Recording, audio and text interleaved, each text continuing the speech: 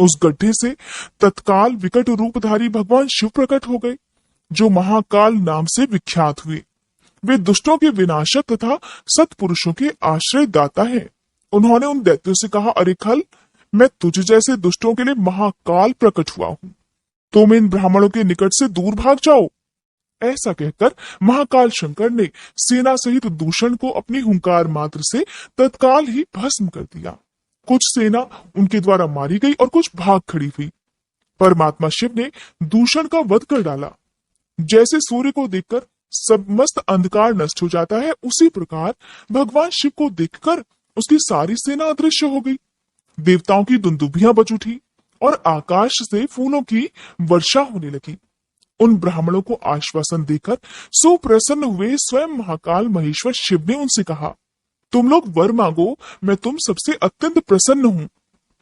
उनकी वह बात सुनकर वे सभी ब्राह्मण हाथ जोड़कर भक्ति भाव से भली भांति प्रणाम करके नतमस्तक होकर इस प्रकार बोले, हे महाकाल, हे महादेव, दुष्टों को दंड देने वाले प्रभु, हे शंभु, आप हमें संसार सागर से मोक्ष प्रदान करें।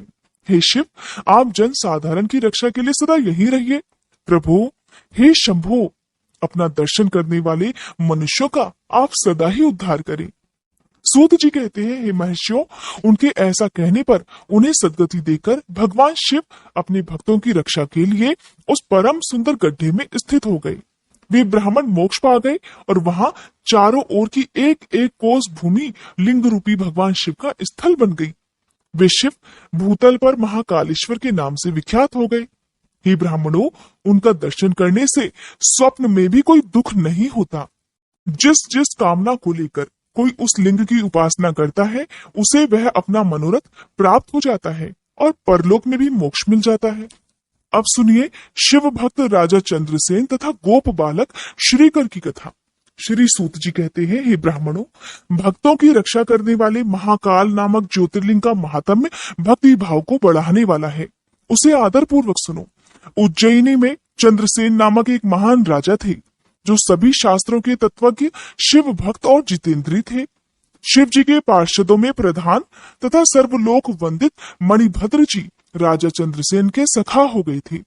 एक समय उन्होंने राजा पर प्रसन्न होकर उन्हें चिंतामणि नामक महामणि प्रदान की, जो कौस्तुभ मणि तथा सूर्य के समान दैदीप्यमान थी। वह देखने, सुनने अथवा ध्यान करने पर भी मनुष्यों का निश्चय ही मंगल प्रदान करती थी। भगवान शिव के आश्रित रहने वाले राजा चंद्रसेन उस चिंतामणि को कंठ में धारण करके जब सिंहासन पर बैठा करते, तब देवताओं में सूर्य नारायण की तरह उनकी शोभा हुआ करती थी।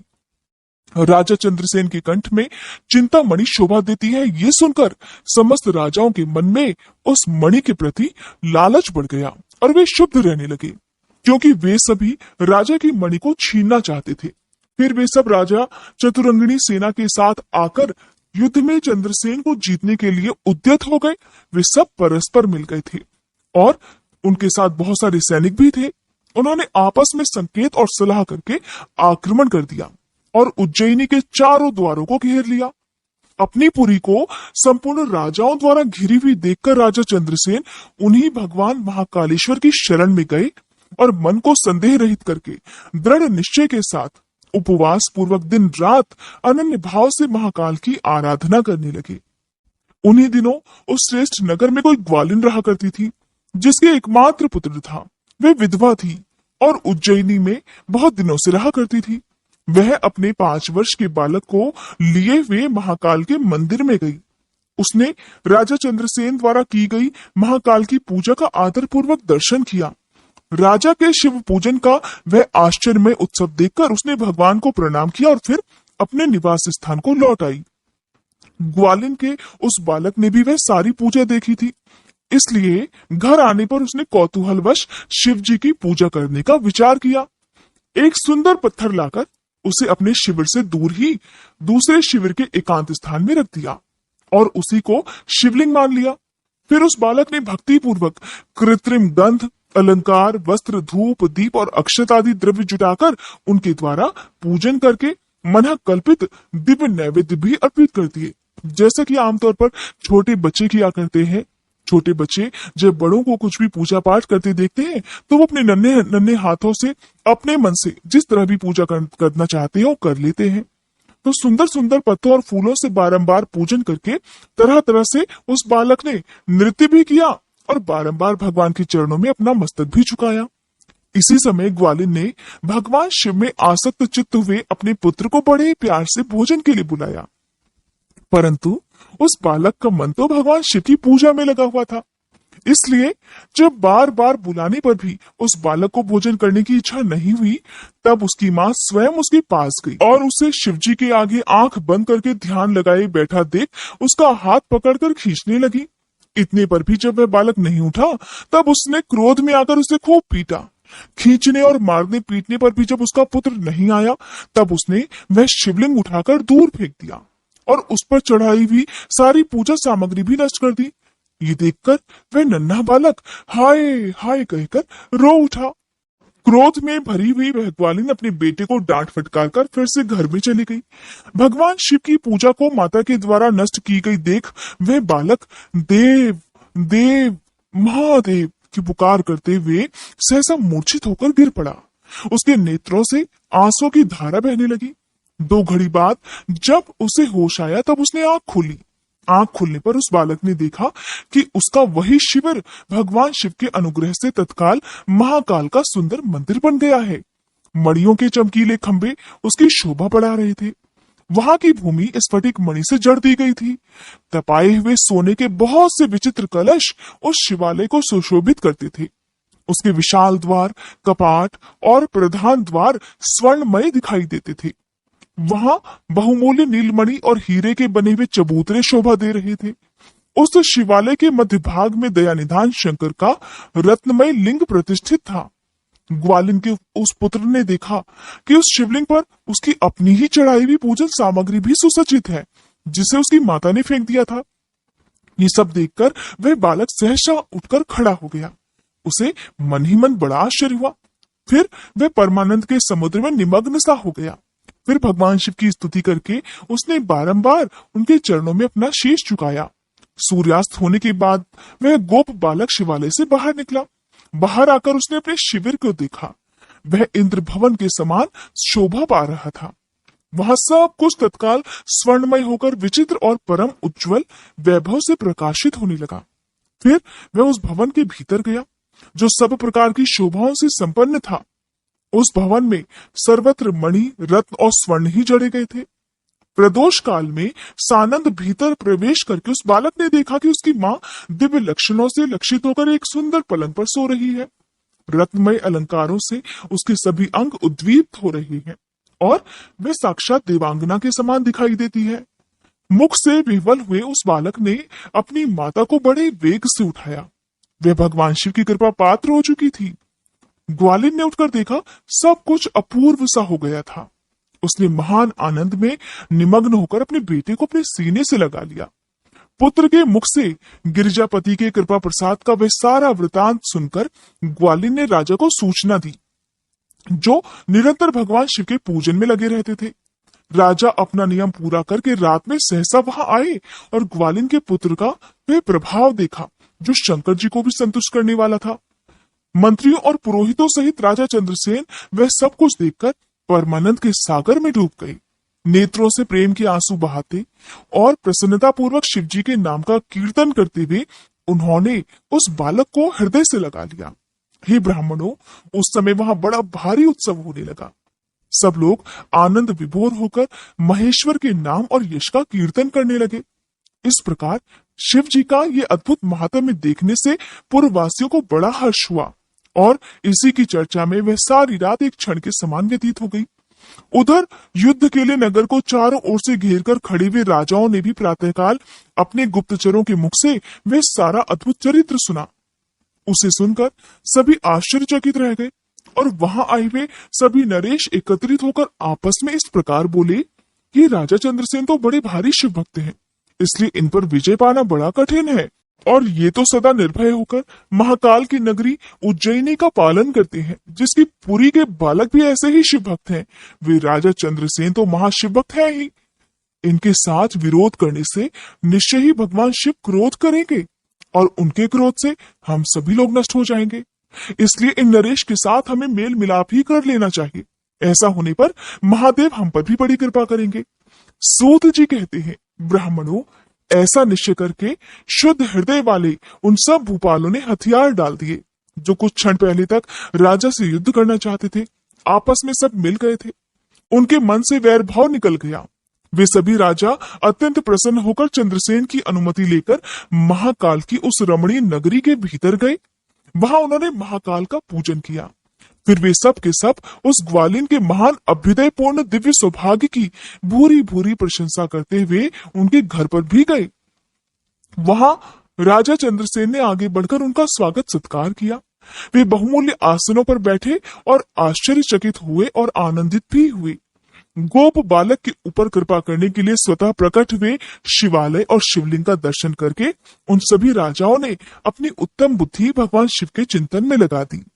फिर उन सारे राजाओं ने भगवान शिव की कृपा प्राप्त करने के लिए उस गोप शिशु को बहुत सी वस्तुएं प्रसन्नता पूर्वक भेंट में दी।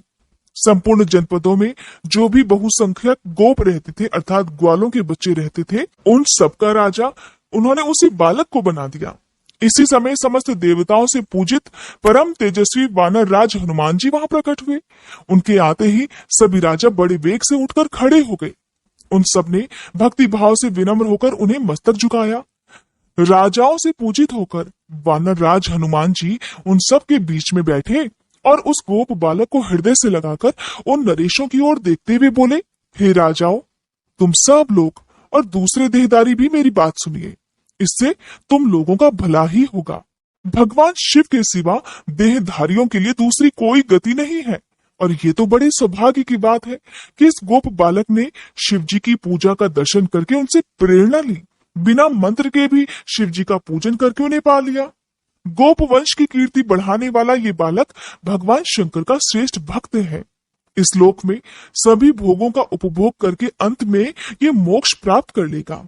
इसकी वंश परंपरा के अंतर्गत 8वीं पीढ़ी में महायशस्वी नंद उत्पन्न होंगे, जिनके यहाँ साक्षात भगवान नारायण उनके पुत्र रूप से प्रकट होकर श्री कृष्ण नाम से प्रसिद्ध होंगे। आज से ये गोप कुमार इस जगत में श्रीकर के नाम से विशेष ख्याति प्राप्त करेगा। सूत जी कहते हैं, हे ब्राह्मणों, ऐसा कहकर अंजनी नंदन शिव रूप वानर राज हनुमान जी ने समस्त राजाओं और महाराज चंद्रसेन को भी कृपा दृष्टि से देखा। फिर उन्होंने उस बुद्धिमान गोप बालक श्रीकर को बड़ी प्रसन्नता के साथ शिव जी की उपासना के उस आचार व्यवहार का उपदेश दिया जो भगवान शिव को भी बहुत प्रिय है। इसके बाद परम प्रसन्न हुए हनुमान जी चंद्रसेन और श्रीकर से विदा लेकर उन सभी राजाओं के देखते देखते वहीं अंतर्ध्यान हो गए। वे सब राजा हर्ष में भरकर सम्मानित होकर महाराज चंद्रसेन की आज्ञा लेकर जैसे आए थे वैसे ही लौट गए। महातेजस्वी श्रीकर भी हनुमान जी का उपदेश पाकर धर्मज्ञ ब्राह्मणों के साथ शंकर जी की उपासना करने लगे। महाराज चंद्रसेन और गोप बालक श्रीकर दोनों ही बड़ी प्रसन्नता के साथ महाकाल की सेवा किया करते थे। उन्हीं की आराधना करके उन दोनों ने परम पद प्राप्त कर लिया। इस प्रकार महाकाल नामक शिवलिंग सत्पुरुषों का आश्रय है। भक्त वत्सल शंकर दुष्ट पुरुषों का सर्वथा हनन संहार करने वाले हैं। ये परम पवित्र रहस्यमय आख्यान कहा गया है जो सभी प्रकार का सुख देने वाला है। ये शिव भक्ति को बढ़ाने और स्वर्ग की प्राप्ति कराने वाला भी है। ऋषियों ने कहा, हे महाभाग सूत जी, आपने अपने भक्त की रक्षा करने वाले महाकाल नामक शिवलिंग की बड़ी अद्भुत कथा सुनाई है। आप कृपा करके चौथे शिवलिंग का परिचय भी दीजिए।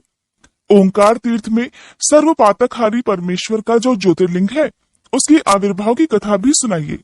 तब सूत जी महाराज बोले, हे महर्षियों, ओंकार तीर्थ में परमेश संज्ञक ज्योतिर्लिंग जिस प्रकार प्रकट हुआ है वह बतलाता हूँ, प्रेम से सुनो। एक समय की बात है, भगवान नारद मुनि गोकर्ण नामक शिवजी के समीप जाकर बड़ी भक्ति के साथ उनकी सेवा करने लगे। कुछ समय के बाद वे मुनि श्रेष्ठ वहां से गिरिराज विंध्य पर आए और विंध्य ने वहां बड़े आदर के साथ उनका पूजन किया। मेरे यहाँ सब कुछ है, किसी बात की कोई कमी नहीं होती है। इस भाव को मन में लेकर विंध्याचल नारद जी के सामने खड़ा हो गया। उसकी वह अभिमान भरी बात सुनकर अहंकार नाशक नारद मुनि लंबी सांस खींचकर चुपचाप खड़े रह गए। उन्हें देख विंध्य पर्वत ने पूछा, हे महर्षि, आपने मेरे यहाँ कौन सी कमी देखी है? आपके इस तरह लंबी सांस खींचने का कारण क्या है? तो नारद जी कहने लगे, नारायण नारायण, भैया तुम्हारे यहाँ तो सब कुछ है, फिर भी मेरू पर्वत तुमसे बहुत ऊंचा है। उसके शिखरों का विभाग देवताओं के लोकों में भी जा पहुंचा है, किंतु तुम्हारे शिखर का भाग वहां कभी नहीं पहुंच सका। सूत जी कहते हैं, ऐसा कहकर नारद जी वहां से जिस तरह आए थे उसी तरह चल दिए, परंतु विंध्य पर्वत मेरे जीवन आदि को धिक्कार है, ऐसा सोचता हुआ मन ही मन संतप्त हो उठा। अच्छा, अब मैं भगवान विश्वनाथ शंभु की आराधना पूर्वक तपस्या करूंगा, ऐसा दृढ़ निश्चय करके वह भगवान शंकर की शरण में गया। फिर जहां साक्षात ओंकार की स्थिति है, वहां प्रसन्नता पूर्वक जाकर उसने शिव जी की पार्थिव मूर्ति बनाई और 6 मास तक निरंतर शंभु की आराधना करके उनके ध्यान में तत्पर होकर वह अपनी तपस्या के स्थान से हिला तक नहीं। विंध्याचल की ऐसी तपस्या देखकर पार्वती पति प्रसन्न हो गए। उन्होंने विंध्याचल को अपना वह स्वरूप दिखाया जो योगियों के लिए भी दुर्लभ है। वे प्रसन्न होकर उस समय उससे बोले, हे विंध्य, तुम मनोवांछित वर मांगो, मैं तो भक्तों को अभीष्ट वर देने वाला हूँ और इस समय तुम्हारी तपस्या से अत्यंत प्रसन्न हूँ। विंध्य बोला, हे देवेश्वर शंभु, आप सदा ही भक्तवत्सल हैं, अगर आप मुझ पर प्रसन्न हैं तो मुझे वह अभीष्ट बुद्धि प्रदान कर दीजिए जो अपने कार्य को सिद्ध करने वाली हो। भगवान शंभु तो बड़े दयालु हैं। उन्होंने उसे वह उत्तम वर दे दिया और कहने लगे, पर्वतराज विंध्य, तुम जैसा चाहो वैसा करो। इसी समय देवता तथा निर्मल अंतःकरण वाले ऋषि वहां आए और शंकर जी की पूजा करके बोले, हे प्रभु, आप यहाँ स्थिर रूप से निवास कीजिए। देवताओं की और ऋषि की ये बात सुनकर परमेश्वर शिव प्रसन्न हो गए और लोगों को सुख देने के लिए उन्होंने सहर्ष वैसा ही किया। वहां जो एक ही ओंकार लिंग था वह 2 रूपों में विभक्त हो गया। प्रणव में जो सदाशिव थे वो ओंकार नाम से विख्यात हो गए और पार्थिव मूर्ति में जो शिव ज्योति प्रतिष्ठित हुई उसकी परमेश्वर संज्ञा हुई, अर्थात परमेश्वर को ही अमलेश्वर भी कहते हैं। इस प्रकार ओंकार और परमेश्वर ये दोनों शिवलिंग भक्तों को अभीष्ट फल प्रदान करने वाले हैं। उस समय देवताओं और ऋषियों ने उन दोनों लिंगों की पूजा की और भगवान वृषभध्वज को संतुष्ट करके अनेक वर भी प्राप्त किए। फिर देवता अपने अपने स्थान को चले गए और विंध्याचल भी अधिक प्रसन्नता का अनुभव करने लगा। उसने अपने अभीष्ट कार्य को सिद्ध किया और मानसिक परिताप को त्याग दिया।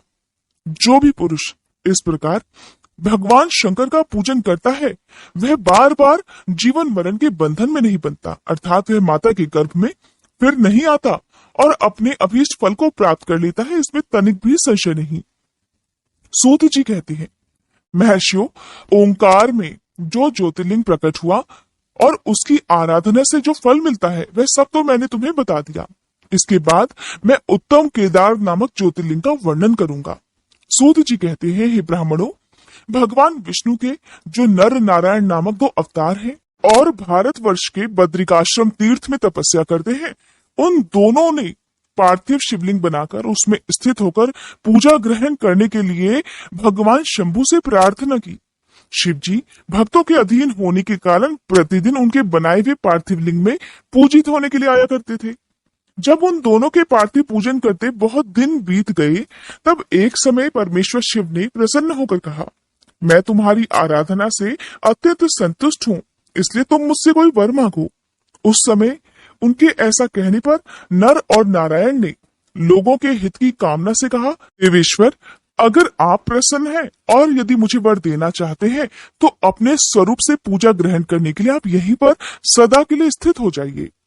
उन दोनों बंधुओं के इस प्रकार अनुरोध करने पर कल्याणकारी महेश्वर हिमालय के उस केदार तीर्थ में स्वयं ज्योतिर्लिंग के रूप में स्थित हो गए। उन दोनों से पूजित होकर सभी दुखों और भय का नाश करने वाले शंभु लोगों का उपकार करने और भक्तों को दर्शन देने के लिए स्वयं केदारेश्वर के नाम से प्रसिद्ध होकर वहां रहते हैं।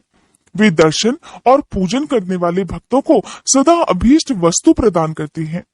उसी दिन से लेकर जिसने भी भक्ति भाव से केदारेश्वर का पूजन किया उसके लिए स्वप्न में भी दुख दुर्लभ हो गया। जो भगवान शिव का प्रिय भक्त वहां शिवलिंग के निकट शिव के रूप से अंकित वलय अर्थात कंकड़ या कड़ा चढ़ाता है, वह उस वलय युक्त स्वरूप का दर्शन करके समस्त पापों से मुक्त हो जाता है, साथ ही जीवन मुक्त भी हो जाता है। जो बद्रीवन की यात्रा करता है उसे भी जीवन मुक्ति प्राप्त होती है।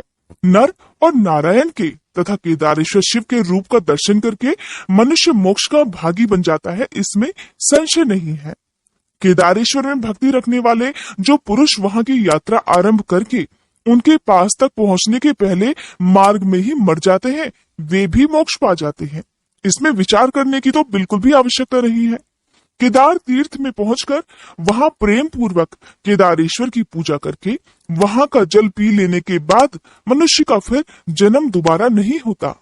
हे ब्राह्मणों, इस भारतवर्ष में संपूर्ण जीवों को भक्ति भाव से भगवान नर नारायण की तथा केदारेश्वर शंभु की पूजा अवश्य ही करनी चाहिए।